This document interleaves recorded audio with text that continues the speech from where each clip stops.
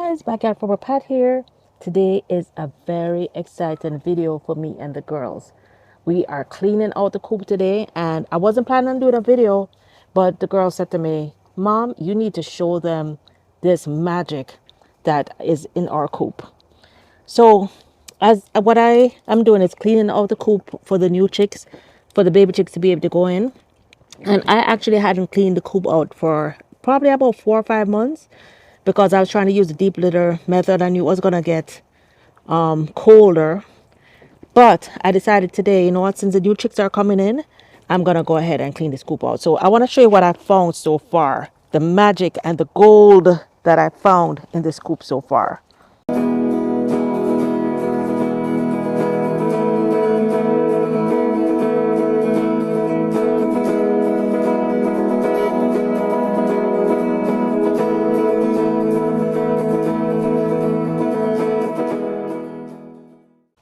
So here is some of the straw and the bedding that I started taking out. And guys, look at this. Do you know what this is? This is well rotted, dry chicken manure. This is like magic for the garden. Look at that. Look at that. This is like magic for the garden. So because I hadn't cleaned the coop for so long, the manure literally stayed in here and completely dried up. And this can be mixed in with my soil. This can be mixed in my garden, and this can be used right now. I won't use it full strength because chicken manure is very, very strong. But of course, this is rotted down, so it's going to be a lot better for the garden. And you can tell when it's well rotted, when it's dry like this. It's dry, it just crumbles in my hand. There's no moisture in there.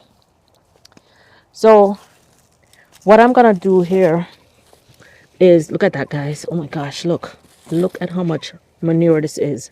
So on top, what I've been doing is adding fresh hay on top. So there's literally, I'm in here and there's literally zero smell, because as soon as I even start to smell anything, I add fresh hay on top. You can see this hay, it's still even a little green, and it's still very clean, it's very fresh. But as you go down, as you dig in, you can see where all the poop fell in it. Look at that, guys. This is just like raw manure, raw chicken poop. Because the good thing, especially what I love to use, is really straw, because with the straw stays dry, but all the chicken manure and compost falls under the straw. So I know it's really the beginning of winter, but guys, hey, we are in Florida. So yes, if it gets cold, it's gonna be cold for only a few days. And plus I have 6 baby chicks, so they will cuddle up together and make some warmth. I won't take out 100% of it, but I'm kind of worried about this chicken coop, the bottom of the chicken coop collapsing. So I'm gonna remove some of the compost. Look at that, guys. Look at how much poop is in there. Look at that. This is magic. This is free magic. If you guys have gone to the store recently to try and buy organic fertilizer, you know how expensive fertilizers are. You know, if you buy the inorganic ones, you can probably get it a little bit cheaper, but all fertilizers are so expensive right now.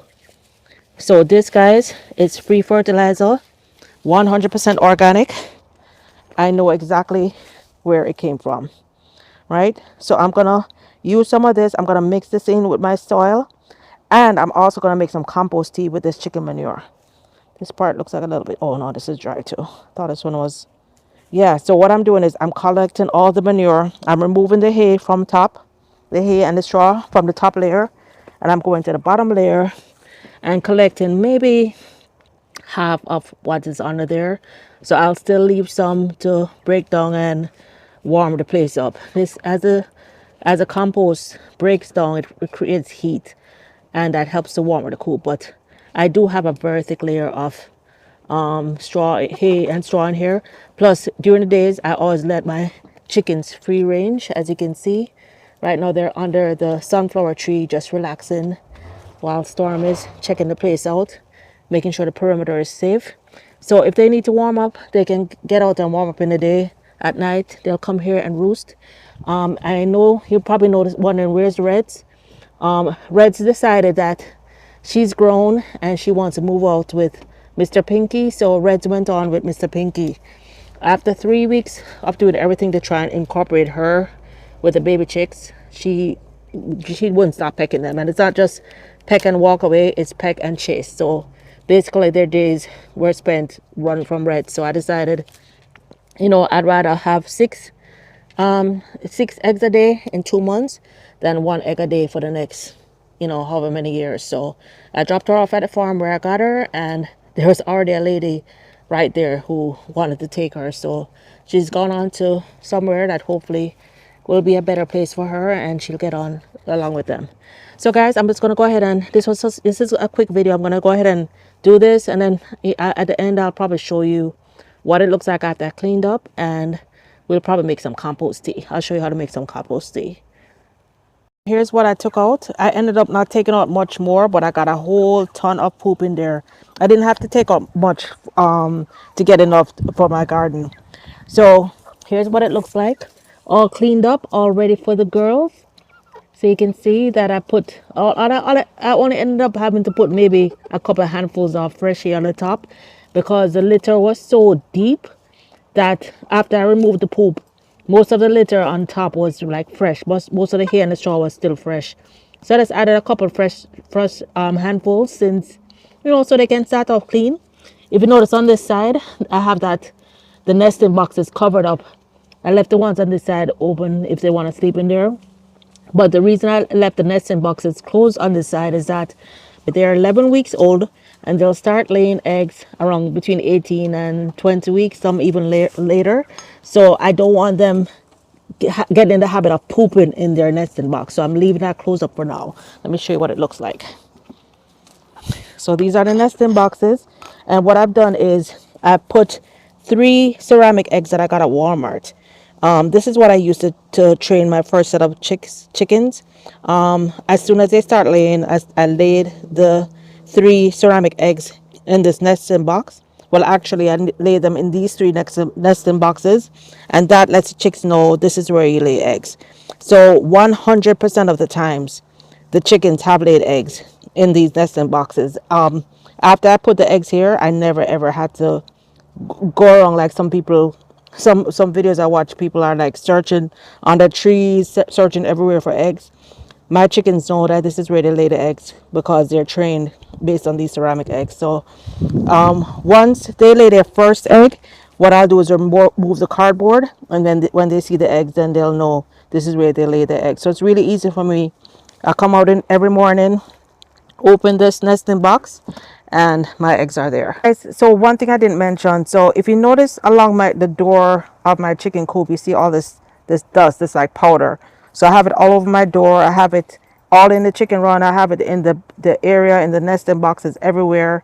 I even sprinkle it outside along the chicken run area. This is a lime, guys, and I can't remember the exact name of the lime. I'll put the exact name. It doesn't matter what the brand is. You want to make sure you get the lime that is safe for animals. There is a different kind of lime that is not safe for the animals. This kind of lime is very safe for the animals. So I sprinkle the lime everywhere. I sprinkle it. I put my straw on top. It's very safe for the chickens, and it keeps the odor down big time. It keeps the odor down, and it keeps away any like insects and mites and fleas. It keeps those things away. And I can tell you, ever since I started using lime in my chicken run area, there is zero. When I say zero, there is zero smell. So between my deep litter and using the lime, I can literally, I'm not going to sleep in there, but I could literally come and sit in here. I could sleep in here if I wanted to. And there's zero odor. So lime to me is a game changer. I used diatomaceous earth before, and I still do use it sometimes. I even sprinkle it in the food. It's good for them. But to control odor and the wetness and just the stinkiness that goes along with having chickens, lime is it. So before the run was separated in 2 areas. I had this small section over here, which you see is very small, maybe like a 2x3 area. I had that cordoned off with the baby chicks, and I had separate water, separate food on that side, and then Reds basically had the rest of the run area as well as the penthouse to herself. I also had to have two separate waters, two separate food. I had one food for the baby chicks, one food for Reds, and then two separate waters because Reds wouldn't allow them to drink. Every time they tried to eat or drink, she would like attack them. So I had to have separate things. So it was a lot of work for me. Stress for the chickens, but a lot of work for me. So now the chickens will have the whole run to themselves. They'll have the indoors, the outdoors. They'll have their penthouse. They haven't actually gone up there yet. I guess they know that's Red's territory. So before they weren't even able to go on this side. So hopefully tonight they'll find it. Maybe I'll throw some treats up there and try and get them to go up there. But they'll eventually find it, and then hopefully by the time they're ready to lay eggs, they'll be laying up there. All right, so let's go make some compost tea. Okay, guys, I'm about to blow your mind with how easy this tea is. So I have a ton of dried up cerci that was literally growing all over my garden. And if you guys missed my cerci video, cerci is one of these plants that basically grows like a weed, and it's used in a lot of teas. As a matter of fact, I've been drinking cerci since the new year because I'm trying to kind of give my body New Year's cleansing. So I'm collecting up some cerci, some of the dried cerci, which if you missed the video, go ahead and watch my cerci video where I talk about all the health benefits of cerci. And I also have some grass, some weeds here. I'm gonna add this to my tea. I'm gonna add some of this to my tea. And then I have a bucket that just happens to be sitting over here by my veggies. I have a bucket that was sitting over here. It had a whole bunch of pots in it. So I'm gonna just use this bucket. It's rainwater. It's not anything bad. It's just rainwater. I'm gonna add some of these things in here, some of the weeds in here. Then I'm gonna get some of my manure, my dried composted chicken manure. Look how dry that is, guys. Look how dry that is. I'm gonna throw that in here. I try to a little bit of, it's okay if a little of the pan shavings gets in there. I'm gonna put like 2 shovels of that in there.